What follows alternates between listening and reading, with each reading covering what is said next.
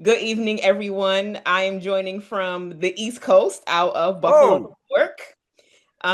So it's evening time here. Sun is starting to set, but I am so honored to have been invited to help facilitate and moderate this conversation that we're going to have this evening. My name is India Walton. Like I said, I'm from Buffalo, New York.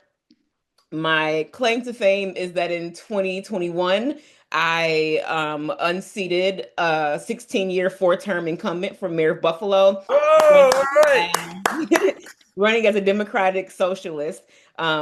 He did win the general election with some sketchy write-in hmm stuff, but hmm that's neither here nor there because we have a Zoran in New York, we have a Rose, we have an Oliver. And we are here to free Ben and Jerry's and get more of our people elected, get our message out there, and do what's right, which seems like an easy thing.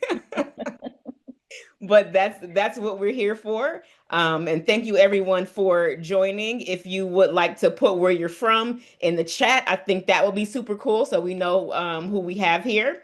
And then I'll hand it over to Alan. Oh, India Walton, first of all, it's an honor to be here with you. And I, of course, am the executive director of Progressive Democrats of America. And back in February 2013, I was actually at their retreat. I've been drawn into their circle right as Occupy had wound down. And at that retreat of PDAs, they decided to launch the Run Bernie Run campaign and to try to draft Bernie Sanders, somewhat against his will, because at the time he was trying to draft Elizabeth Warren. But our founding executive director lived in Massachusetts, sort of understood Elizabeth Warren was going to have the fortitude at that moment yet to go up against Hillary Clinton. Maybe she thought she had a little bit too much to lose. Bernie was fearless. Bernie jumped in the race. A lot of arm twisting happened there from PDA on Bernie. He insisted he run as a Democrat, not do as Ralph, and Ralph was a glorious guy, Ralph Nader.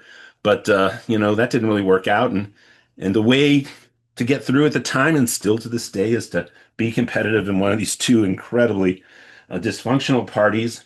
But Bernie Sanders, then really picked up the ball with the support of Ben and Jerry's ice cream. Let me say that helped fuel that campaign. And that's actually one thing that's really central to what we're meeting about today, which is to take a look at American society institutionally and not lose sight of, for all the turbulence of the Trump years, how central concentrated corporate power is and how much of an undertow it creates against democracy in the contemporary United States of America.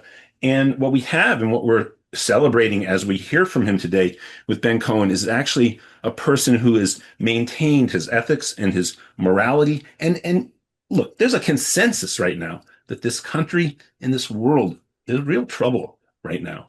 And, to just, bank in the assets, take the money, walk away, not use what you can do when you have a successful corporation to try to address what everybody understands needs to be addressed. And then to maybe have that then blocked from it proceeding. And that's maybe what Ben Cohen has experienced. And yet he's not going to back down. And we're here to hear his story and to join with him in making sure that these kind of voices for the kind of society we need right now to address the crises we face, the crises of wealth distribution, the legacies and ongoing legacies of institutional racism, of the climate emergency, of the oligarchic structure of society and the threats to democracy, um, on and on and on. And we need to have the people be empowered. And we, in this moment, when the people are not empowered and money is empowered, to stand with a person like Ben Cohen, who is doing everything he can to elevate the voices of the people. So great to be here, India. I went over my 2 minutes, but that's only because I'm so excited about all of this. And to be here with great candidates like Rose up in Northern California. And I don't know yet. I've not been introduced to Oliver Marr, but I've been talking to his campaign, and they know I think he is incredible. So we're going to be hearing from some great people today. And let's see who's next to hear from. Is it back to you, India, or over Um, to Rose, right? Yes. So, all right, well, Rose. yeah, thank you, Inja, and thank you, Alan. You kind of already framed the moment, but let me just add a little bit to it and why I organized this. And I'm a Cherry Garcia person, Cherry Garcia anytime. But it was more than just Cherry Garcia. it was because I loved what Ben and Jerry's stood for. It was a business that was rooted in values, in justice, in the belief that companies can do good while do the best that they can, the best ice cream that they can manufacture. And so that is why this moment matters so much, our meeting here, because today Ben and Jerry's, one of the most, if not the most iconic ice cream brand ever that we love, that people love, is being pressured by Magnum, the company that owns them, and it's curbing the ability of Ben and Jerry to express their values, to continue on doing the activism that they've been done through their ice cream business. And, and so that is indeed the question, who owns our future? So just a little bit of a background. I had the privilege of knowing Ben through the Social Venture Network. And the first time that I met him was during the Occupy Wall Street moment. So that was in 2011, 15 years ago now. And Ben, you remember you brought the young protesters from Occupy Wall Street to the Social Venture Network conference. So that was really really significant and really stayed with me, because it showed me that business leaders like Ben were so involved in what was going on outside, and not just with the business, but with the social movements going outside, and recognize that we need to all work together, that it's collective action that is going to get us to move forward, that it's not just go through doing good in the business that we have, but that we need to have our activism be reflected in all the areas of our lives. And so that is the gestation of this, and I wanted to help Ben in however way I could. And I met Oliver at the Oliver, you remember we were both at the founding meeting that is of the California Democrats for Justice in Palestine. And they gave us a few minutes to speak. I, of course, went on with my People, Peace, and Planet campaign. And then Oliver, I think you came after me. And I heard Oliver talk about the same issues that mattered to me.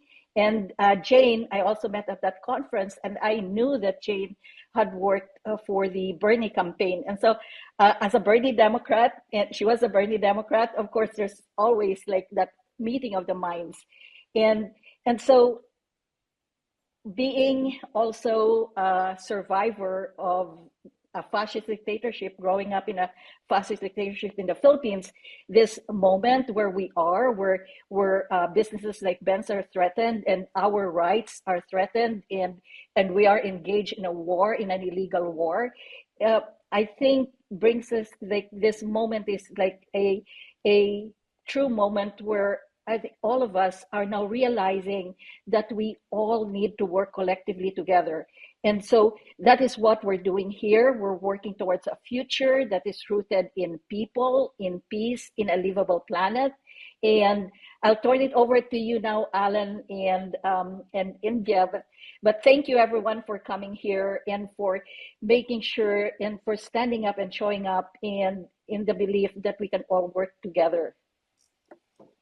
Well, India, do you want to do the honors and introduce our featured keynote speaker? I would love to. And I just have to say that when things look so dark, there spaces like these are important where we can reinvigorate the hope that we have for the type of world that we want to see. So I just want to thank everyone again for showing up, and for the folks who are joining us. You know, there's going to be some calls to action. We want you to dig deep. And we know that this is a long and hard fight, and we're going to have to continue to bring our best selves and sometimes our worst selves every day. But without further ado, I would love to introduce the incomparable. I can't believe that I'm like actually getting able to I'm such a fangirl. It's ridiculous. Yeah, and it's okay. I was fangirling all the way to even up to now, India. The incomparable Ben Cohen. Take it away. Well, thank you so much for those kind words. Yeah, so we're here just on another stop on the joyful struggle for justice. And, the nice thing about the joyful struggle for justice is that there's some really, really good people. The other people that you meet along the way, uh, are just, what can I say? They're kind, they're values led, they're caring. It used to be, you used to hear the phrase, "What would Jesus do?" And Mm. you don't really hear it that much anymore. And I'll tell you, I'm a Jew, and even I know Jesus wouldn't be doing this kind of stuff. I mean, everybody is what just kind of uh, God. I mean, what speechless? Everybody's Mhm. speechless that Mhm. this freaking guy is the leading our country, and violating every principle that we hold dear. And it's really interesting that it seems like the new owners of Ben and Jerry's, the Magnum Corporation, has been Trumpified. Like just about every major corporation in the country. I mean, they're all kowtowing to Trump. It was just horrible seeing the inauguration and seeing the CEOs of the biggest corporations in the country there, applauding the guy and paying for the inauguration, and then the ballroom, and now I hear he's working on his toilet. Uh, so yes, it is all part of the same struggle. The Rose and Oliver, and there's someone else running here, yeah. Uh, that are running based on the values of justice and caring and compassion and empathy, which I hear is now a dirty word in the Trump administration. So, what can I say? I mean, that's what's on everybody's minds. That's what's on my mind. I know I'm supposed to be talking about Ben and Jerry's, and it's all related. I mean, the same strong man, big bully, uh, trample the laws mentality of the Trump administration is the same mentality of the Magnum Corporation, which now owns Ben and Jerry's. Uh, so, just to kind of take it back a few decades and give you a little history, uh, you know, Ben and Jerry's was always a values-led company, and it was based on the values of Jerry and myself. And as the company grew, we realized that we needed to try to imbue the values in the company itself. That it couldn't just be about Jerry and myself and our values. That the company needed to embrace them and have it be intrinsic and embedded in the company, and we worked hard to do that. And one of the ways that we actualized those values was that as in the early years of the company, we didn't take in any venture capital deliberately because venture capital is a whole lot of money from a small number of people who already have a whole lot of money. And we wanted to spread the wealth.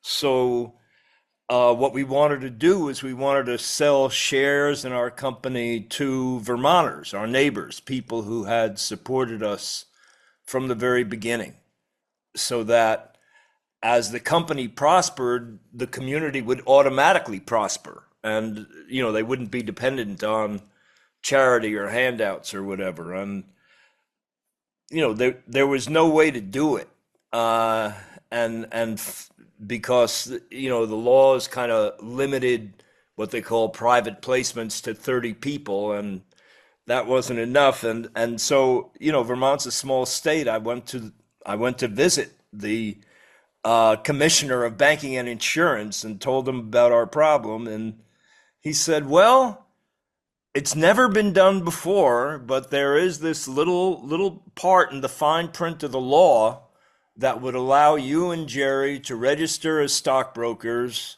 and sell stock in Ben and Jerry's as long as it didn't go over state lines. Because if it went over state lines, then the SEC would be involved and federal regulations would be involved." And so I said, "Yeah, that's exactly what we want to do." And you know, all the accountants and lawyers told us we were crazy and that we should never try to do that. It's never been done before. It's not going to work. There aren't enough people in Vermont. They don't have any money.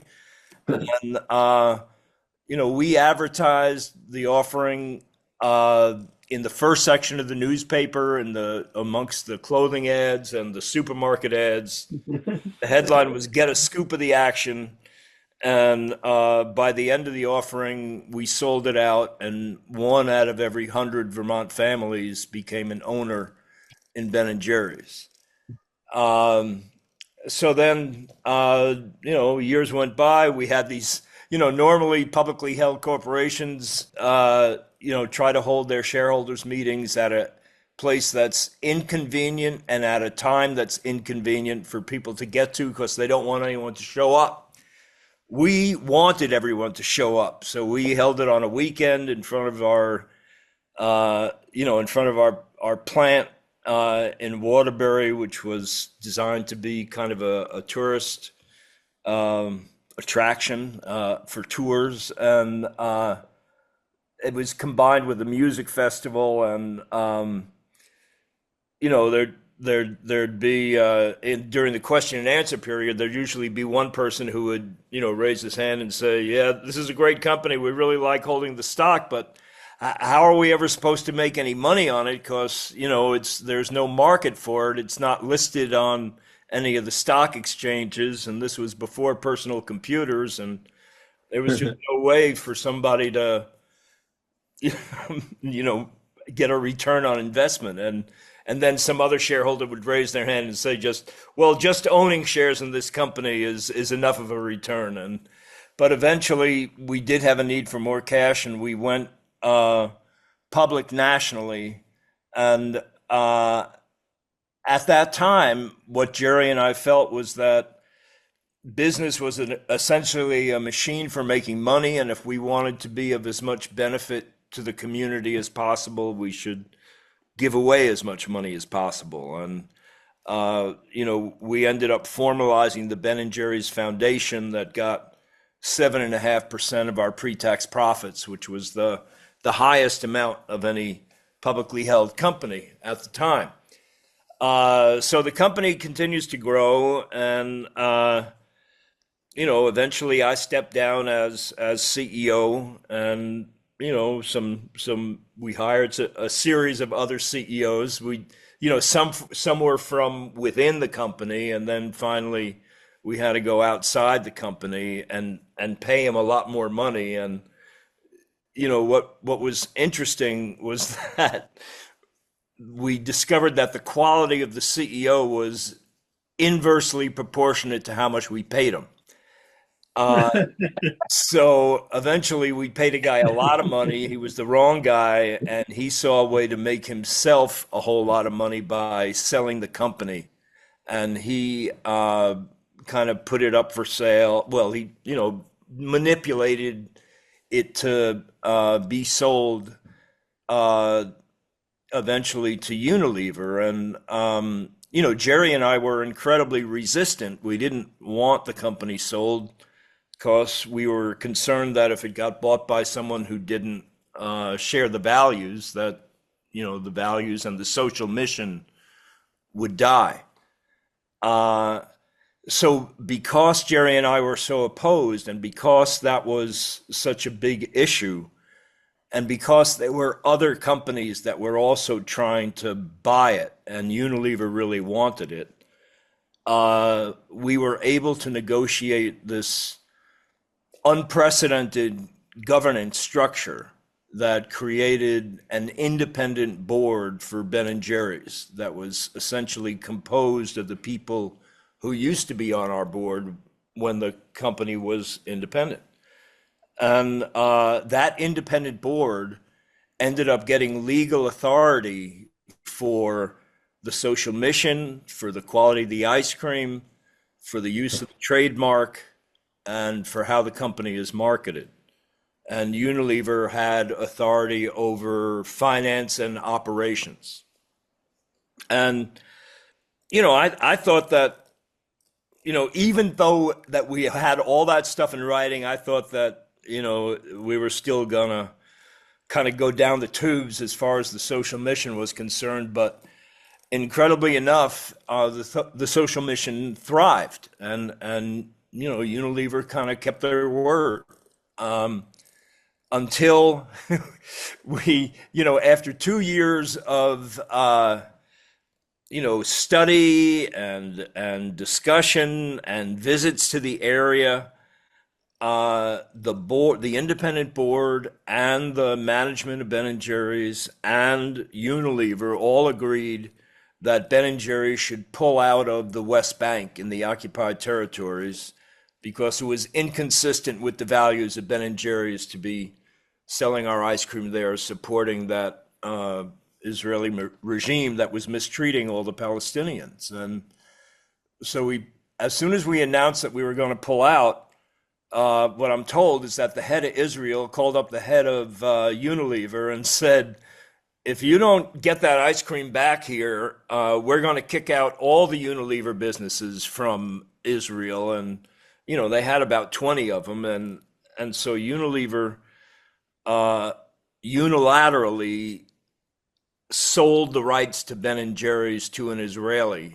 so that the ice cream would remain available in the West Bank. And that was a violation of the authority of the independent board.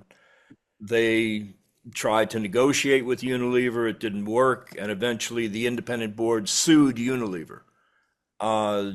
There was an out-court settlement, and then Unilever violated the out-of-court settlement. They got sued again, and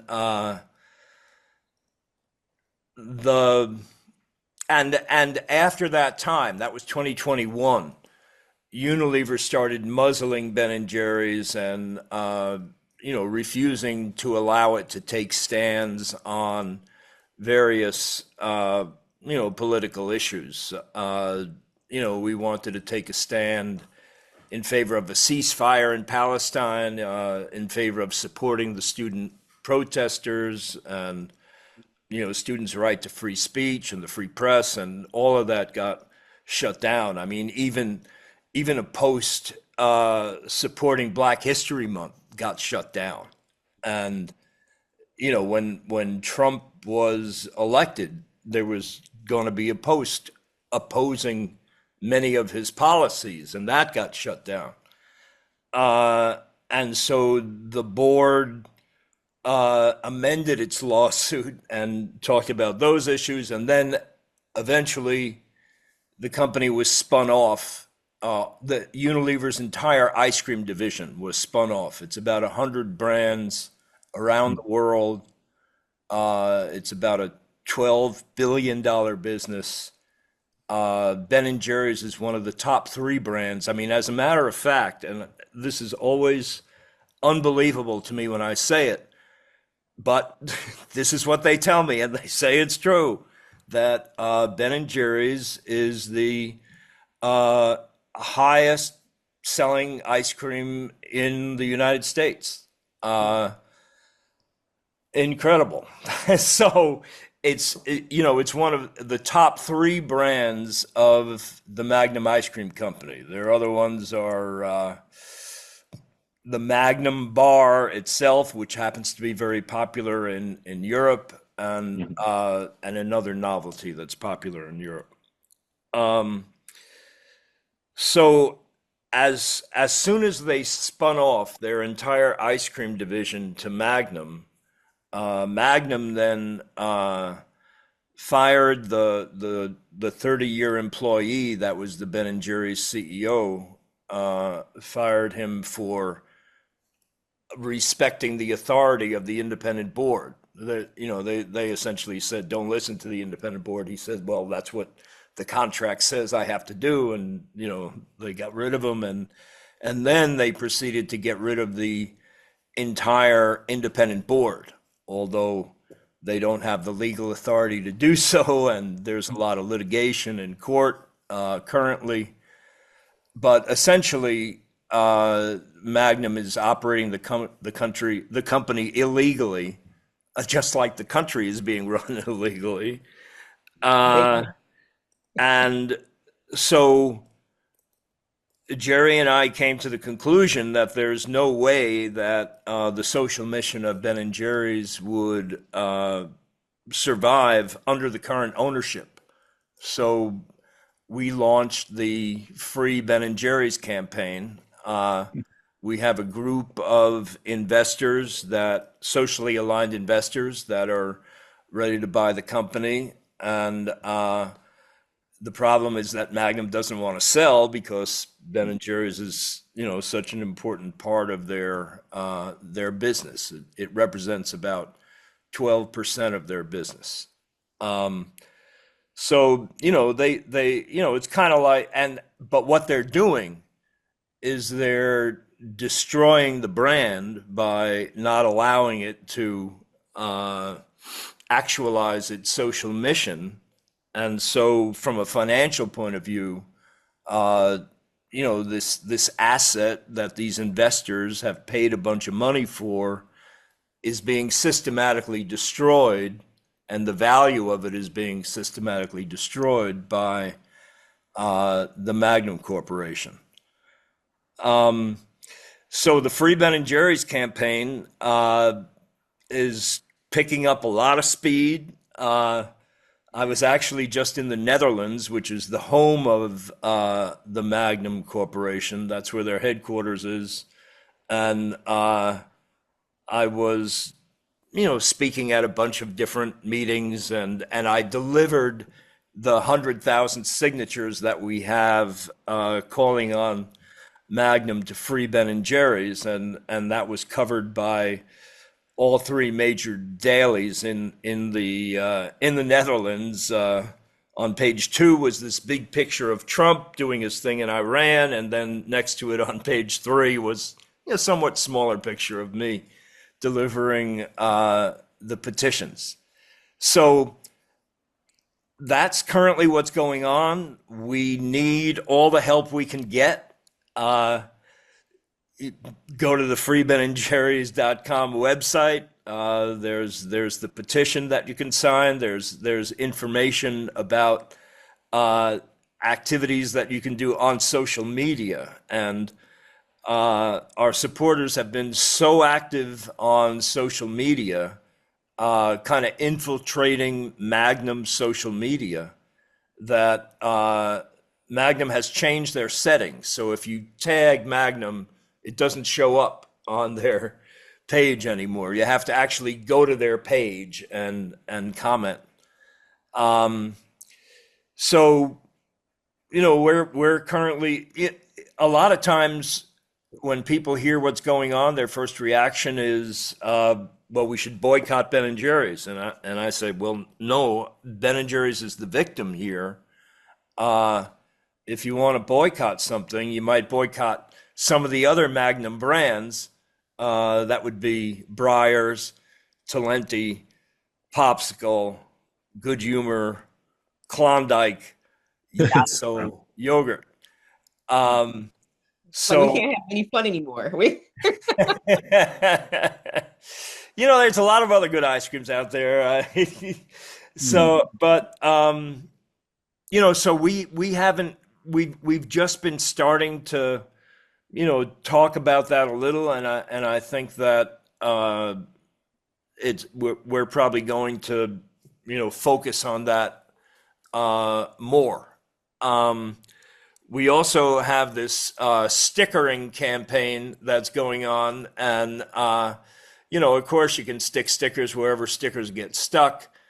Uh, they're beautiful on the back of your phone, on any pole you can find.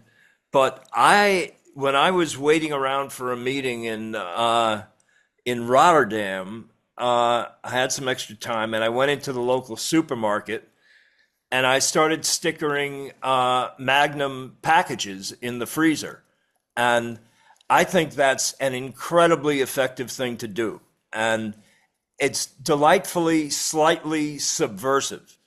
And it looks really good. It really jazzes up the look of the freezer, jazzes up the look of the package.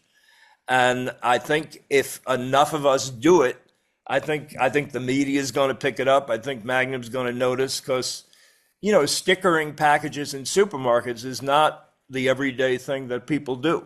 And, I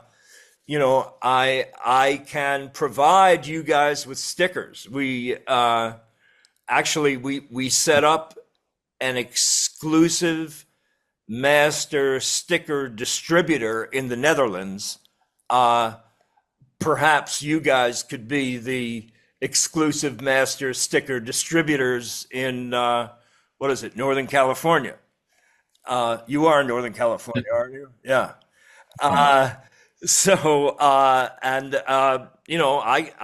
got a lot of these things. I can provide them. Just let me know, and let me know what the address is of your master distribution point, and I'll ship them out.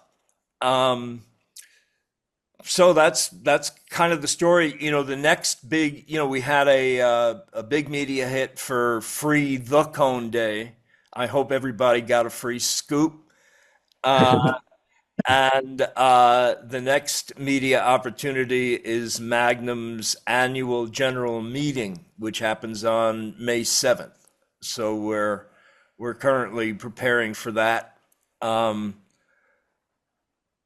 that's the story.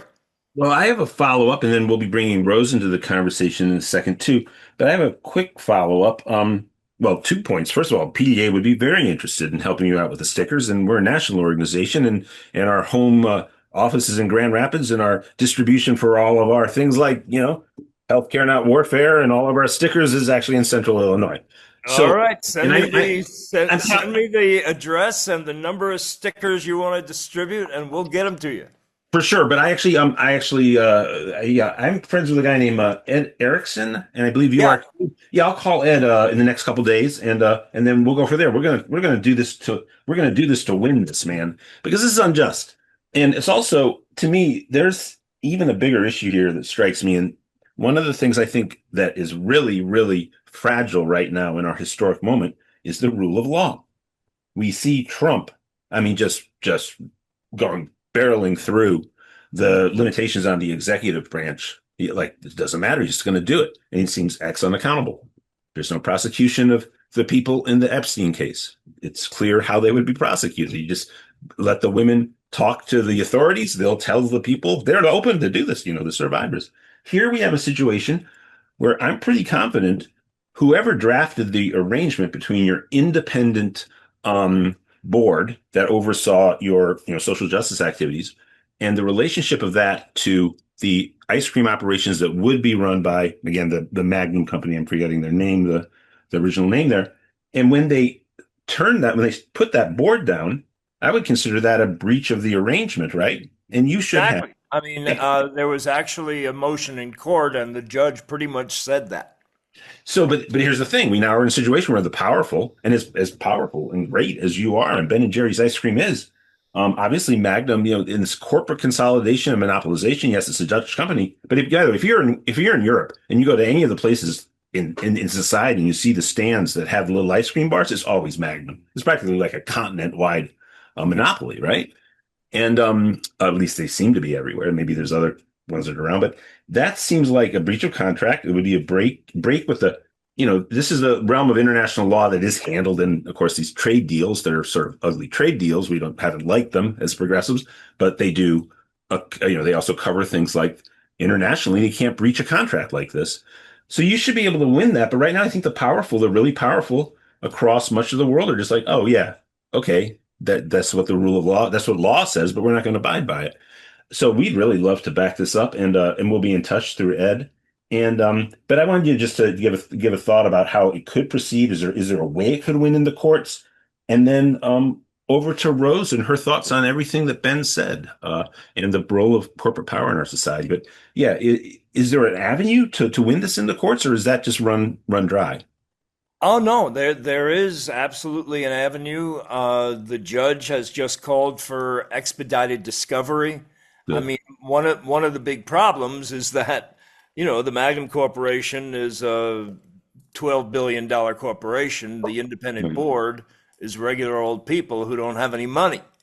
So the problem is that, Magnum has all the money in the world for lawyers, and the lawyer that the independent board has been using has been working pro bono, but he's kind of at the end of his pro bono rope. And so, the independent board is getting ready to do essentially a GoFundMe to raise money for the legal defense fund. I mean, that's the problem, that, the way the system works, it's the same thing, with the government. The people who have the money and the power, they win because the other guys don't have the money. Well, no, look, people, including millions upon millions of non-progressives, love Ben and Jerry's ice cream, and it's very true in all the supermarkets and markets around my neighborhood. There's the Haagen-Dazs and there's the Ben and Jerry's, and the Ben and Jerry's seems to sell a little faster, so it makes sense. You're the top ice cream in the country. I think it's going to be incredible public sentiment. So we'll work however we can. I'll call Ed. We'll be in touch. Boy, And that would be great. That'd be a oh, huge help. yeah, thank you. Rose, Yeah. yeah, your thoughts on everything that Ben was saying, and again, this fantastic independent company trying to structure themselves, big operation in Vermont, do all the right things, and the behemoth just comes in and in underhanded ways. Right. Yeah, Right. your thoughts. Alan, the B Corp movement started essentially in order to try to prevent something like this from happening. Right. So B corporations are companies that acknowledge that we have multiple stakeholders, but then the way that the system works is that nationwide we have what is called the shareholder primacy, where it is indeed the interest of the share owners. So it's the owners of the company that whose interests are given priority, and not those of the other stakeholders. And B Corp has been doing it, but it is a state by state type of activity. And then I'm curious actually whether because Ben and Jerry's is a B Corp, whether that argument was used in court as to counteract the move by Unilever to sell Ben and Jerry's to Magnum, whether that was considered at all, because the intent of B Corp legislation is to enable companies to resist this type of action. But indeed, if the courts don't prevail, it has to be people power. And as I mentioned, growing up in the Philippines, what overthrew the Marcos dictatorship was people power. And so we need to support Ben and Jerry's and do this slightly subversive, as Ben called it, sticker campaign. And so, Ben, I'm also willing to be the hub for Northern Excellent. California for stickers, and Jen and the YDSA. I'm very happy to share and send it, and also at all of our campaign stops we will Oh, be that'd be giving great. out the stickers as well. It's all That's wonderful. collective action, Ben, because this transcends politics. And actually what we're seeing now is that these threats to mission driven companies is all interrelated with how the system works with the Iran war, et cetera, et cetera. This has Yeah, been I mean, I think the reality is that business has become the most powerful force in the world. It used to be that it was religion, and then it came to be nation states, and today it's business. I mean, business controls our elections through campaign contributions. It controls our legislation through lobbying. Now it controls our media through ownership. Um, so Ben and Jerry's and other and B Corp businesses can be a counter to what's going on, and that's exactly what Ben and Jerry's would be doing, standing up against Trump if it hadn't been illegally muzzled. Um, so that's that's what we're trying to Well, the good thing is that you have a million surrogates who Magnum can't tell me what to say. And I think that, among people on this call and folks that we work with, we have enough of a public presence to be able to help push the message out. So I appreciate that. And I'm going to be that person who helps us move along. The excellent. conversation's been great, very informative. I love learning, hearing about the history of Ben and Jerry's. But I want to go into and let some of our candidates speak. So I'm gonna kick it over to Oliver now. And the question for you is, what does people power look like in government, Oliver? So we went straight from ice cream to like, boom. Tell me what you're gonna do when you get in office. Yeah, can you guys hear me? Hello? Yep. Great. So, and how long do I have, India? Uh, Try and give it to me in 2 minutes. 2 minutes. Great. So, hi, my name is Oliver. I'm an immigrant, I'm a civil rights lawyer, and I'm a candidate for California Lieutenant Governor. My family and I moved to the US when I was 7, and growing up, parents didn't speak any English, so I was the one advocating for them, making phone calls, filling out forms. And to keep fighting for them, I went to Berkeley for undergrad, I went to Harvard for law school, and then came to the ACLU of Southern California to work as a civil rights lawyer, focused specifically on defending immigrants. And in many ways, that was my dream job. I got to work on so many of the things that my family faced growing up. But last year, when Trump took office, a lot of things changed. As folks have talked about already, this administration does not care about the law. And we saw the very first immigration raid in the entire country was in Bakersfield, where I work. Border Patrol came through and they rounded up hundreds of farm workers. And my team and I, we sue and we actually win. In April, we won an injunction in federal court protecting the entire Central Valley, about 10 million people, from further immigration raids. But before you clap, Trump didn't care. For him, an order from a federal judge was like a sheet of paper, and they kept the raids going. And it really showed me that the courts cannot be depended on to protect our people, and it has to be people power that protects California. And so the lieutenant governor is president of the California State Senate. That's where I can co-sponsor legislation. And I want to push for three in particular. I want to shut down these for-profit ICE prisons, these giant corporations that are profiting from tearing immigrant families apart.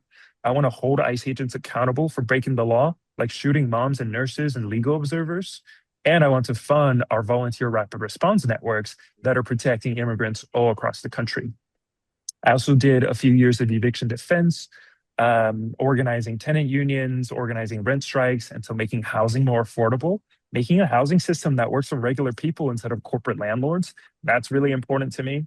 And then lastly, our lieutenant governor is on the board of governors for our public universities. And there, I want to protect student-free speech and divest our universities from genocide and apartheid in Palestine. Because I think our tax dollars are much better used investing in kids here in California instead of bombing children in the Middle East. So those are some of the things we're fighting for. We're writing a very people-driven campaign. We are close to 5,000 volunteers registered on the campaign, not taking any corporate PAC money. And yeah, the central goal here is to work with other candidates like Rose, like Jane, the movements across California to build a California that overthrows corporate power and their political puppets. Yes. Oh my goodness. I'm like, come on. I needed this on this good Thursday, whatever day it is.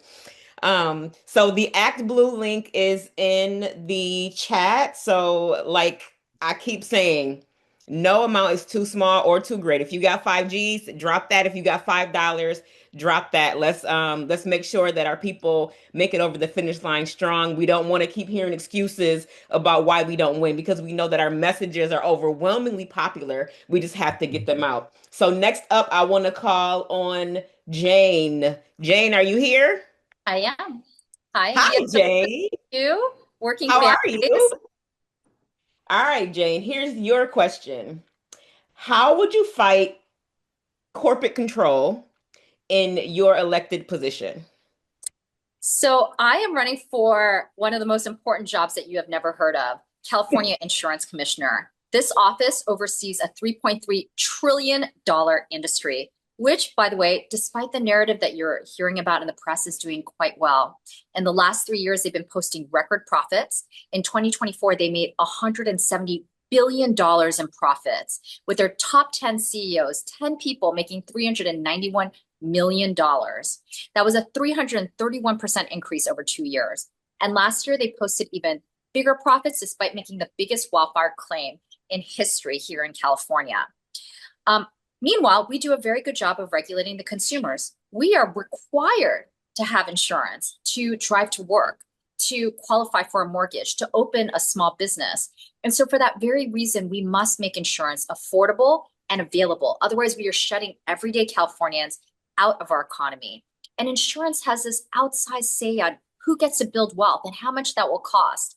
And they have historically redlined in rural communities and communities of color, in working class communities for decades. In fact, we have a national report that shows that insurers charge on average $2,000 more annually to low-income policyholders and high-income policyholders, regardless of the neighborhood that they live in, even if there's far less risk in that neighborhood. So on my platform, I am running for three things. One, I want to build and introduce a single payer home disaster insurance program. We hear a lot about it for healthcare, but we can do it for other types of insurance as well. Countries like France and Spain and New Zealand do it. And instead of our premium dollars going to this $1 trillion industry, which by the way, they invest in fossil fuels, we would keep those dollars, we would invest it responsibly. And instead of the returns going to the shareholders, we would invest a percentage of those returns back into our community by actually investing in resiliency and prevention. There are two ways to lower risk. One is to drop coverage on our sick patients, our sick homes, our homes with pre-existing conditions. The other way is to invest in actual resiliency and infrastructure that make us collectively safer. Second, I want to expand our already existing low-cost nonprofit auto insurance program. By the way, Canada has single-payer auto insurance as well as healthcare. And three, I want to make Medicare for kids a reality in California. I am a strong champion of single-payer healthcare for all, but I want to start with children because I know that California can afford to guarantee healthcare for every child in California, and we can do that without federal subsidies. And I want to write that plan to make that a reality. A little bit about me. I spent the last 4 years as the California director of Working Families Party. And prior to that, and this is how I know Ben, I was the California political director for Senator Bernie Sanders, where we actually, both of us, crisscrossed the state for Senator Bernie and came in first place in 47 out of 53 congressional districts, meaning that this agenda, a populist agenda of community college for all, affordable housing for all, Medicare for all, is incredibly popular. And our electeds are far to the right of our electorate here in California. Prior to that, I spent 12 years as an elected official here in the city and county of San Francisco, where I'm proud to have made San Francisco, still to this day, the only city to make community college tuition free again for all of our residents. I'm also proud to have passed a commercial gross receipts tax on big office buildings that is now bringing in the largest municipal investment in early childhood education. It is now subsidizing childcare for every family in San Francisco at $140 million annually. I passed the first $15 minimum wage ordinance in the state, passed the strongest tenant protections, and negotiated the most affordable and middle-income housing of any California legislator. This is the energy that I want to bring to this insurance commissioner office. And I believe that this under the radar, under leveraged office that you may have never heard about could be a powerful ally in our movement to fight the incredibly gross wealth inequality and the concentration of wealth and the billionaire corporate industry. This office could be that counter, not just by holding this industry accountable, and making sure it works for all of us, and introducing a different public nonprofit program form of insurance that actually protects us instead of extracting from us. But I think it can be an ally moving forward big ideas and big policies that could have ramifications across not just country, but across industries. And I'm really excited to be running for the seat. I have been endorsed by Working Families Party. I'm the first statewide candidate in California endorsed by Senator Bernie Sanders. I've been elected by our large unions, including SEIU California, California Teachers Association, United Domestic Workers, National Union of Healthcare Workers, and I would be proud and honored to earn your vote this June 2nd in the primary to make the top two. And I'm just so excited to run for the seat, and hopefully next year to make the seat an ally of our movement and the work that we are all engaged in. Nice. Love it. Thank you for being here, and thank you for running. Thank you for all that you do. I want to remind folks that this is a friend raiser and a fundraiser. So we're going to get some stickers out and put them on some ice cream boxes, but we're also going to dig deep. We're going to get into those pocketbooks and wallets or whatever else you carry your dollars in. Like I said, whether you can get 550 or 5,000, this is important. The other thing that I want to remind us of is that our movement has to be de-siloed and has to be a national thing. So even if you can't get out and knock doors for Rose or Oliver for Jane, you can make phone calls. There's always something that all of us can do wherever we are. Like I said, I'm on the other side of the country. I'm in Buffalo, New York, but this matters to me because what happens in Northern California also happens in Buffalo, also happens in Philly, also happens in Minnesota. So I'm just super proud of the work that everyone is doing. And I don't know what the procedure is for questions, but I see Casey has a hand up. So do you want to unmute Casey, or do you want Casey to put their question into the chat, Ryan? Could you go ahead and put it into the chat, please? Yeah, Thank you so much. We do have audience Q&A a little later, and I think you're up for a question with Rose, our host. We are up for a question with Rose. Yeah. So, Rose, how do we stop public money from funding war? I don't know whether y'all saw it or not, but I was down in New Orleans at the DNC spring meeting asking the same question, and no one seemed to have an answer about why we're not gonna continue funding dropping bombs on innocent people. So, Rose, for you, how do we stop public money from funding war? I'd rather much have my tax dollars go to free lunch for kids or college or housing or whatever. So how do we keep our dollars out of the war machine and into investing in people? Ryan, you have to unmute Rose. Okay, thank you. Thank you, India. And wasn't that just wonderful to hear from Oliver and Jane, though? And this is why indeed we have to separate the silos. And even though we are in different races, we can collaborate because they're such strong candidates. And I am just like so impressed, and I just loved what they just said. So thank you, Oliver, and thank you, Jane, because we're fighting the good fight, and I'm fighting it in Congress where we have the power of the purse. And so we talk about our tax dollars not going to war, and so one of the first things that we can do is to enable the War Powers Resolution, make sure that that is indeed signed and passed in Congress. And I think the challenge that we have is that even though we have Democrats in Congress, not all of them are really strident. And I will be a strident voice, a strident anti-war voice to make sure that we end foreign wars, we end military funding, and we channel indeed India, those tax dollars into our communities, into our healthcare, into climate projects that benefit all of us, and protect our neighborhoods from wildfire, which would help with the insurance question that Jane is tackling. And we also need to have oversight and accountability, especially with the Pentagon.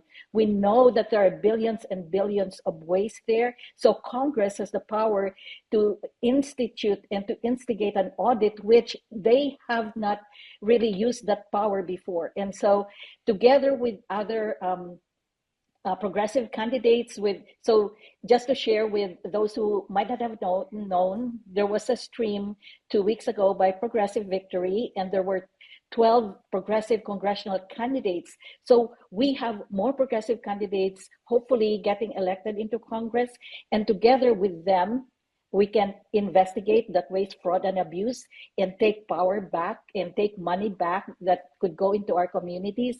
And then we can reprioritize our budget so that instead of weapons, because again, every dollar that is spent on war is a dollar that is stolen from us. So instead of weapons, it can go to healthcare. Instead of endless war, it could go to housing and climate resilience. And instead of militarization, it can go into thriving communities and neighborhoods. So even if we think about it, like right now, Trump is proposing a 1.5 trillion budget for the Pentagon. I mean, think about that's unconscionable. We should not have that 1.5 trillion budget. So just starting to from that amount, not at all approving it, and then starting to carve out the waste, fraud, and abuse from the Pentagon, and then putting it into our communities is one way that we can indeed bring prosperity to the people and ensure that we have peace, because we will end wars and take care of our planet. That's right, because I don't know why they're eating T-bone steaks and crab legs while eggs is $5 a dozen. Um, so I see Hartzell's here. Is it okay? I'm breaking all kinds of protocols, but is it okay if I want to give Hartzell the floor for 2 minutes, and then I know that Jane has to leave us, so I would like to give you also a final word before you have to jump. Hartzell, introduce yourself. Tell us what you're running for. Sister India Walton. Oh my goodness gracious. I got brother Alan Minsky here too. Y'all, this has been such a amazing call. We've been talking so much. I've been talking to Rose about this. I've talked to Alan about this. In fact, I think I've talked about this with everyone just about on this call, is that we have to present ourselves, y'all, as a unified slate, an unapologetic, progressive, leftist slate of candidates, and just to have these moments where all of us come together, moderated by also a phenomenal leftist star. It's moments like these that get me pumped up, right? We can be free and fed, y'all, and you know what? When I come on calls like these, we preach to the choir. That's what the choir got to sing. And so on this call, we are singing, and it is pitch perfect. And I am just so honored to be a part of this. And so, yes, I am. Look, Hanya says, actually announce where you're doing. Yes, Hanya, this is why she's better at this than me. Love you, girl. Yes, I am running for Missouri's 4th district. Unapologetic progressive. My first major endorsement, period, was Progressive Democrats of America. Thank you so much, brother Alan Minsky. And to be able to share community and power with our sister India Walton, Hanya Jodat, it's just really beautiful. And our time is now. Our window is open. Let's win this. I'm on calls like these when I'm talking to Rose, and I'm like, hey, let's go ahead and win this. It's our turn to cook. So I appreciate you all. And man, what a great night. And donate. Not only are we a slate, we are a slate of folks who need the support. There are so many folks right here who understand how important this moment is. Y'all, let's show how important it is. Incredible folks here from up and down the ballot. We can't just run on congressional levels or federal levels. We need folks on every level. We've got folks on this call who are bringing a progressive message on every level. Politics is local. No matter where you are, you're hyper live, you're hyper local. So let's make sure that we take care of our folks at every single opportunity. So this is an opportunity to empower, not just a donation. This is empowering the power of the people. So my friends, thank you for having me. Alan, India, Hanya, so many folks who I can't wait to chat with very soon, aka wink, wink, nudge, nudge. Every single one of you. So let's chat soon. I love and appreciate you all. Solidarity forever. Thank you, Hart. So yes, we cannot run on vibes alone. So again, this is why they bring me in because I'm the beggar. I'm not afraid to ask. Hit that Act Blue link, make a contribution or plan to. If you can make it recurring, that's even better because we know that these campaigns will be sustainable. I'm gonna kick it over to Jane for some final words before you have to leave us.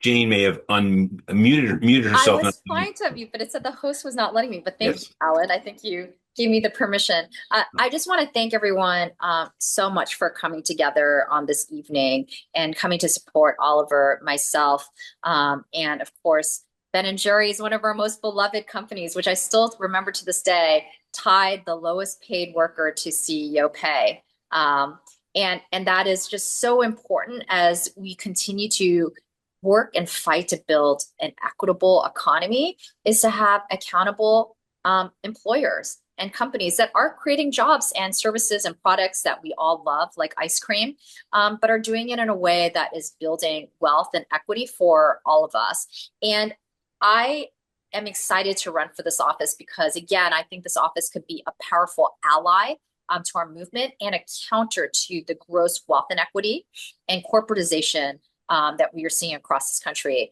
I think Ben said it. Capitalism has become a religion, and it is an irrational religion that is harming us and hurting us. And one of the last notes that I will leave with you all is that the insurance industry I mentioned is one of the largest institutional investors in fossil fuel. And by the way, there is zero federal oversight of this industry by design, despite the fact that they are large institutional banks. They are also huge underwriters of fossil fuel, which is driving the climate disaster that is destroying our homes, hurting local economies and businesses. And then they cancel coverage on the homes destroyed by climate disaster. That is the awful irony of corporate America today. And that is what I hope that this office can be a counter to and a bully pulpit for. I'd be honored to earn your support. And by the way, those of us in California, Oliver and myself, have an April 23rd reporting deadline. And it will be at least my first reporting deadline. And so it is important to show not just how much you raise, but even the number of contributors that we have. So even if we have thousands of contributors giving us $3, that is something that shows broad-based support and also allows us to make field investments and digital investments in May because ballots drop on May 3rd. So again, and please continue to promote us on your socials, tell your friends and family, and thank you all so much for putting this together. India, you are still my mayor, and I hope that you will be governing in the state of New York soon. I appreciate you. Thank you so much, Jane. All right, Alan, take it away. I've exhausted my. Well, first off, again, I do keep dropping in this link, and it is the one I'm putting in now. It has a little language underneath it, but that thing that says secure.actblue.com, and that's a way where you can donate to the 3 featured candidates on this call. So that would be Rose, Oliver, and Jane. And please take that link and share it. Just copy and paste that and share it now, right after this call, too. Let people know how fantastic this is. By the way, we at PDA are working on something, and I've spoken to Armando on Oliver's campaign about this. I think I mentioned it to Rose when we talked outside the California convention. I don't know if Jane knows about it, but we at PDA are going to build what was mentioned here, which is we really want to promote a unified slate of progressive candidates across the country.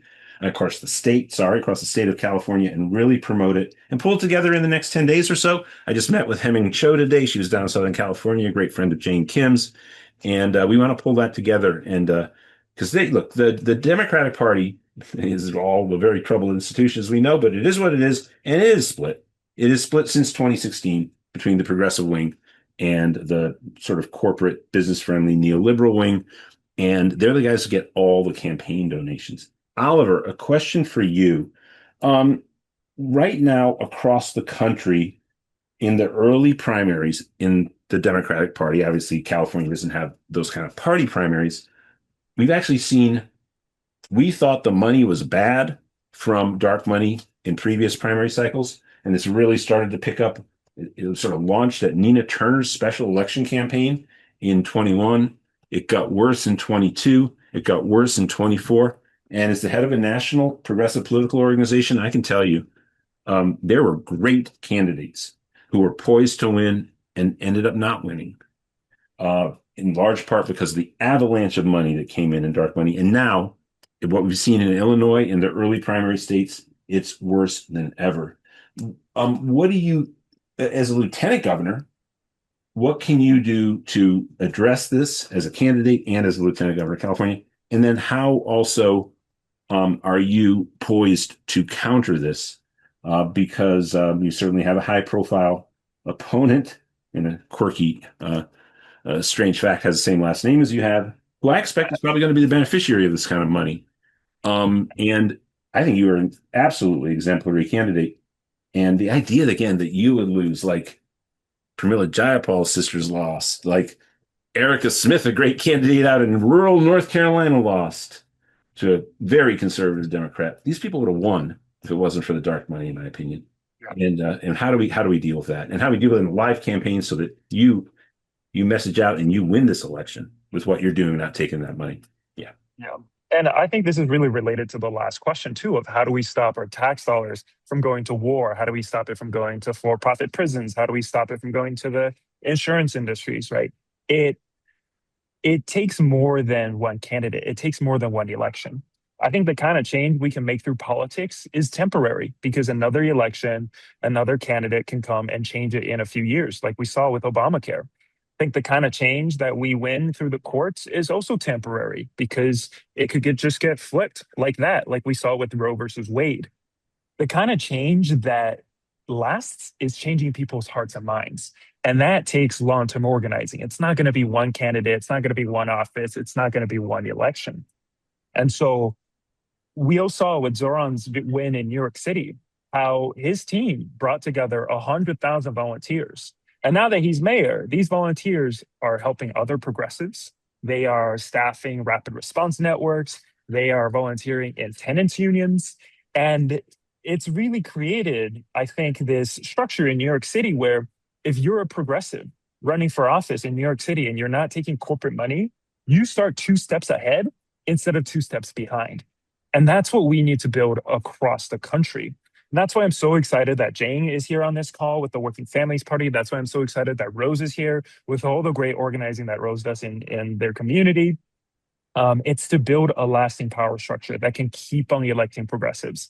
Part of the reason I'm so excited for my race is last month I became the first candidate in history to be endorsed by the California Democratic Socialists of America for a statewide office. And so this campaign is really building the grassroots and the structure for socialist power in the state of California. And my goal beyond winning this office is to double DSA's membership. It's to leave behind thousands of trained volunteers who can keep on telling stories, who can keep on elevating leaders, who can keep on organizing at the grassroots level. So we have what they have in New York City, which is a structure where progressives that don't take corporate money start 2 steps ahead instead of 2 steps behind. And so that's why if you're able to contribute to our campaign, that's really helpful. We're not doing the classic campaign thing of raising millions of dollars from corporations and then dumping everything on TV ads and corporate ads. What we're doing is we're training our volunteers to build grassroots power. And we are very close to 5,000 volunteers across the state. We're hoping to get to 10,000 by the end of this election and hoping those volunteers stay engaged to build a California that's going to deliver progressive change for decades. Thank you. Great answer. And boy, of course, one time a legendary, I think he was calling himself a socialist at the time, ran for governor, and of course almost won. And Citizen Kane is sort of in the background of this in people's memory because William Randolph Hearst made sure that Upton Sinclair did not win. DSA didn't exist yet. I've been a DSA member longer than I've been a PDA member. So your plan sounds beautiful to me, man. Let's join DSA or not, but join a campaign that is structured like Mamdani's campaign. It is absolutely sage advice. Thank you for that. And Rose, actually, I have a very specific question for you. If you could tell us a little bit about how the district you're running in got reconfigured, and actually, given what Oliver just said, you have a large geography, is my understanding, that you're dealing with. How does that kind Yes. of door-to-door work in your sense of how that might work in your district? Yeah. Oh, thank you, Alan. And I echo what Oliver said. And it's really uh, getting the political will to collectively be behind progressive candidates like us so that we can, for example, in Congress, when I go to Washington, D.C., I will have the power of the people's voice with me. And one of the things that I have shared that I'm going to be doing, implementing even as a candidate, is what I call the People's Policy Council, precisely because of the huge geographic area that California District 2 is in. So the People's Policy Council will be composed of representatives from each of the 7 full counties and 2 partial counties in District 2 in California, as well as sector representatives like veterans, seniors, and so on and so forth. And through their different lived experiences in the counties that they're in, and their lived experience as a senior, as a veteran, they will help inform the policies that I will be pushing through in Congress. And so it's similar to what Mamdani is doing, Oliver, and it is getting multiple stakeholders and co-governance in terms of even Congress and representation, because we know that Congress is different from an executive office like Oliver is in. There are different levers of power that you can exercise, but it has to be, regardless of which office it is, we need to have an inside outside strategy, and we need to have a structure and a system in place to do that. And so the People's Policy Council is the way that I'm going to put the system in place, and I'm hoping to share that with Hartzell, with Sparky Mitra in San Diego, with the other progressive candidates for Congress, because we need to be able to capture, like, what are the best practices that people are doing in their races, in representing the people, so that we can be the most effective that we can be. And I'm also a DSA member, so shout out to the Shasta County DSA. And Chen is a member of that, and we have now a thriving YDSA. So it is indeed. As a business owner, small business owner, I'm also a DSA member because I believe in distributed power. And that is essentially what we need, right? Because we're up against corporate power, and people power is how do we distribute the power in the different areas, in different industries, in different ways that we live our lives. So that is essentially the question that we have right now. And that is what Oliver, Jane, and myself and Hartzell are bringing to this, that we want to distribute that power. We want to take away monopolization of our economy. Yeah, no, that's a great answer again. Thank you so much. And one thing I maybe want to do right now, if it's okay with you, India, as we're about to go to, I suppose, maybe shortened audience Q&A section. But I'm wondering, Ben Cohen, if he has any thoughts right now. Ben, if you want to chime in, having heard these marvelous candidates. And I got to say, I was down at the DNC meeting in New Orleans, and I really bonded with the new generation of the young Democrats, the college Democrats, many of them DSA members. And they have actually fought through the barriers, are participating in the American electoral political system. They're defenders of democracy, and they're just young and super sharp. And you and I are a little older, Ben. I'm so impressed and hopeful for this younger generation of candidates. Your thoughts upon hearing these 3 great candidates from California? I'm excited. I hit the donate button, and it's you guys that keep hope alive. And I feel like when you're confronted with situations of injustice, you can ignore it, you can complain about it, or you can do something about it. And these candidates have risen to the occasion. The very least we can do is support them, because they're speaking for us and they're our voice. And if we got any hope of saving our country, it's with the candidates that are on this call. Yeah, no, I was so inspired by the young people I met down in New Orleans. Again, a very deep understanding of the fracturing of the American institutional structures in our society with Trump, the weakness of moderate Democrats to have really produced something for the people out of those structures, and not a lot of confidence that those guys can really rebuild appropriate structures that we need. And they're thinking through it all very, very seriously. And I have to say, Jane, Rose, and Oliver, y'all are brilliant. And it'll be really, really incredibly great for California to have all three of you representing the people here. Now we can go to audience Q&A. And India, do you want to maybe MC that, or should I? I'm going to say right now, I'm going to put the link into the chat again for people to donate. Encourage the people to donate if they haven't. Encourage people to copy that link and send it to their friends and coworkers and family members.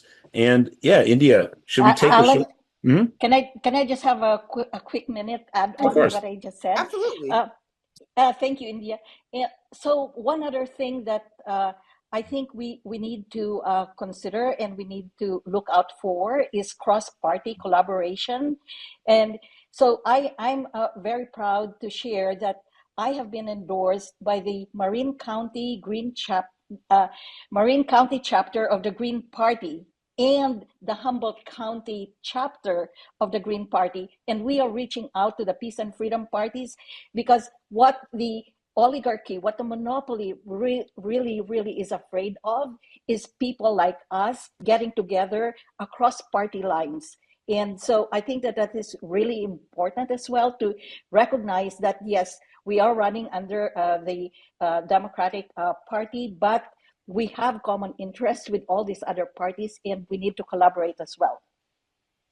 Thank you indeed. I suppose we should encourage people in the audience to raise their hands, and we'll take a short second and have some questions, maybe for Rose, Oliver. I think Jane is gone, but Ben too.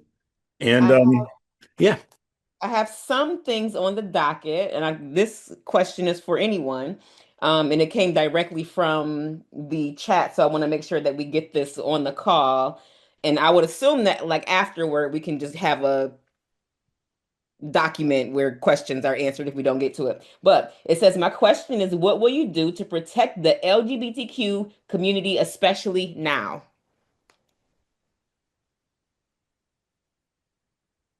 I can go. Go for it, Oliver. Yeah, love the question. So I'm queer myself, and I think we have too many elected officials who are afraid to take a stand on issues that they see as controversial. But what that results in is leaders that's kind of why Democrats lose, to be honest, because what they do is they poll how they think the public feels about an issue, and then they poll to see how they should talk about it, and they all just come out sounding so robotic and like they don't stand for anything. And so, when it comes to the LGBTQ community here in California, I think trans youth should have the right to gender affirming care, like all of us have the right to healthcare. And, gender affirming care is a modern medical miracle, the way that it has such good outcomes for folks. And then also at the same time, kids who are trying to play in sports, they should be able to play in the sports teams that match who they are. And as Lieutenant Governor, I have a strong role on our UC, California State University, and Community College Board of Regents. And I want to be an advocate for trans students and LGBTQ students in general on those bodies. And then also in the California State Legislature as well, making sure that trans youth and the broader community as well is supported, is protected, and is cherished in our community the way they deserve. Thank you for that. I mean, it's vitally important, especially now we're seeing an increase in just violence and just this ridiculous anti-trans sentiment. And it's like, y'all are worried about the wrong 1%, baby. It's those other ones that we should be concerned about. Okay, so Rose, this one is for you. How will you actively champion single payer universal health care? So That is like core to my campaign is the single payer universal healthcare, Medicare for all. Right now, there is a bill by Pramila Jayapal and Bernie Sanders in Medicare that is probably the strongest ever that I've seen, strongest ever Medicare for all bill. And I will definitely co-sign and support that. And I will even go as far as supporting any force the vote uh, force the vote initiatives that are going to be put up in Congress if the Democrats indeed do get the majority, and we need to put that floor vote for Medicare for all, and that is definitely something that I would consider. I would also want to, while we do that, Bernie had a phased-in approach where we lowered the Medicare age first to 60 and then to 55 and so on and so forth. So definitely co-sign and force the vote if need be. Love that. Thank you so much. And Oliver. Okay, I'm gonna just read this question because I don't even explain it to me. Can you explain what happened? Who was against AB 1984? What is that? 1984. Is that the anti-Semitism bill? Let me make sure. 1984? Yeah, Orwell apparently.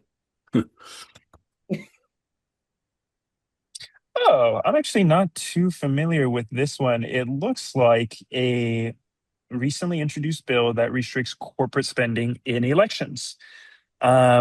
I'll have to look more into the details. It looks like Rose might have some things to contribute. My worry about these state bills is it's very difficult to overcome Citizens United and the Supreme Court precedents. But hey, if California can figure out a way to do it legally, then that's great. But I think what I also always put my hope on and always gives me a lot of hope is the strength of people power. I think organized people will always be organized money. Um, and so it really takes building a power structure that's going to be able to overcome these corporations. Since Trump took office, I've had a lot of hope because I'm a leader in my county's rapid response network.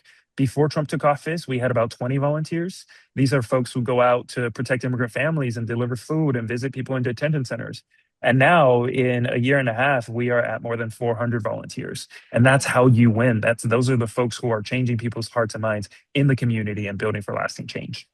Okay, so just really briefly, I'm a little bit familiar with 1984. It's a very aptly numbered bill, I think. And Elaine has already said that it failed in the banking committee. And that bill was kind of California's answer to end Citizens United, to take corporate money out of California electoral political system. And as we can see, bills that really are going to elevate people's rights and are progressive get killed in committee. So for those who might not be familiar, if you see that bills are being set aside and put in the committee, that's where bills die. So when I said like Medicare for all, I will support the floor vote and or force the vote to have Medicare for all be put for a floor vote. That is what I mean. It has to be a floor vote so that each and every member of Congress, and in this case, each and every member of the California State Assembly, should be on record of saying that they are for Medicare for all, for example, because it is unconscionable to me that if you think about California, we have a supermajority of Democrats in Assembly and the State Senate, and yet we still haven't passed like a California state Medicare for all. And why is that? Because candidates and politicians who accept money from corporations and from the industry lobby can hide behind not voting for it because it didn't go to a floor vote. So friends, this is when Oliver and I were saying we need the political will. That's why I'm doing the People's Policy Council, because we need to have everyone be involved. We need to have them take this as a personal challenge, personalize all of these issues so that they will step up and show up and really drive change. Beautiful. Thank you for that answer. We are at 9:28 Eastern Standard Time, folks. So let's just go across the panel and have everyone give us their final 30 seconds. I'll start with you, Oliver, because I know that you have to jump. Yeah, so we're fighting along with a lot of great people like Rose and Jay and DSA to build the California of our dreams, which is a California where healthcare is free, where housing is cheap, and where immigrant families are safe. It's going to take people power, and we've already had more than 5,000, close to 5,000 volunteers registered with the campaign. And with your help, we can train those volunteers to build progressive change and build a power structure in California. I also think there's a huge place for joy in organizing. We've held a few soccer socials that have been really popular. And so, there's always a place for ice cream at our events as well. I think so much of the time corporations do bad things in our society, but when there is a business that is doing great things that matches our values, we also really need to come together and support them. So I hope, Ben, I've been a fan for a long time, and I hope we get to free Ben and Jerry's really soon. Yes. Very good. All right, Ben. 30 seconds. Well, here's the truth. I can't save Ben and Jerry's on my own. If people say, well, that's too bad and they don't really do anything, Ben and Jerry's just turns into another piece of frozen mush clogging up your grocer's freezer. But if we all get together and use our power, hit the website, get the stickers, become part of the brigade, we can save Ben and Jerry's, and hopefully Ben and Jerry's can help to save our country. Hear, hear. Love that. And I'll give last words to Rose and then Alan to close us out. Well, thank you so much, Ben. Thank you, India. Thank you, Alan. Thank you, Oliver and Jane. And it is indeed in our power to take control of our future. It is in our power to make sure that we end monopoly control. It is in our power to make sure that we end these wars, that we end the genocide that's happening in Gaza. We can end the war in Iran, and we can do it. And so together, that is the key. And together with Hartzell, together with the other progressive candidates, it is possible. It is like, this is a moment in time where I think we can really make the change that we seek. So join us and be there with us and stand up and show up, because we live in exciting times. This is a historic moment, and the power is there for us to grab. Thank you. Yeah, Rose, I'm probably going to throw back to you to maybe have the very final word, because you were the person who drew this all together and you deserve that honor. But I'll just say a couple things here. In, I think, January 8th or 9th, 1776, in the city of Philadelphia, an recent English immigrant, who, by the way, was very close friends with the great feminist Mary Wollstonecraft, a guy named Tom Paine, produced a pamphlet called, I'm spacing on the name of the famous thing, Common Sense. We usually need common sense, right? And in that, actually, I think it was in a later one. It was the ones he wrote for the Washington's Army after Common Sense became the biggest publishing sensation in the history of the colonies. Look, there was no popular American Revolution without Paine's Common Sense, and Paine's Common Sense was really a more populist, radical document than what the official founding fathers were ever really putting forward. They were good in the context they were in for the most part. Paine was very, very good. And one of the most famous phrases of his is, "We have the power to remake the world. We ourselves have the power to remake the world." And it is true in the past 250 years, including the American Revolution, but maybe it's more poignant in other examples, that when you actually have a situation where there is social change that is so significant that power and wealth gets redistributed to the people back from the elite, it comes in the wake of a major crisis. We in our country now have a major, major, major crisis. And not only do we all have the power to remake the world, the ideas of Oliver and Rose and Jane and Ben are the ideas that the American public, I think, really supports. I think these are majoritarian opinions. We can use that word socialist too right now, because that's now, the Cold War is now in the rearview mirror, and people aren't scared by that anymore. They know that we need more of that in our society than we've had. And I think that people are really with what all this is about. It's going to be exciting to work with all the candidates. India Walton, you're the greatest. And Rose, just thank you so much for convening this. Fantastic. India, do you want to say something before? Are you going to close us, or can I just say I thank want you? you to close us. I want you to close us. My heart is full. I'm like almost in, you don't know how emotional I am. Like I'm almost in tears. Like I Oh, really I'm needed, like you. I'm like I you. needed this space and time. So you go ahead and you close us out.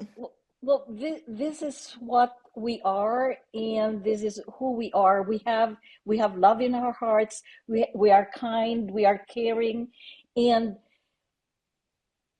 people out there, they will know this. We through the authenticity that we show up, through the love that we show, through the caring that we show, people will respond to it. And I think that indeed, as Alan said, we are at this moment in time where people are recognizing that we are the change that we seek. And so we have to step up, and we thank each and every one of you for being here. Ben, we love you so much. And and the power of community is just filling my heart right now. I cannot find the words to even close this. And I know some of you, I know Liba and Gifford are there, so thank you so much. Bruce, our field manager, and Ryan, of course, and Hania. Thank you, everyone. It's just, my heart is full. As India said, it is indeed very, very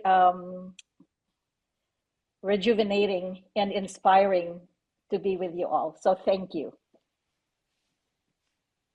Good night, everyone. Good night. Good night. Thank you, Ben. Night. Bye-bye.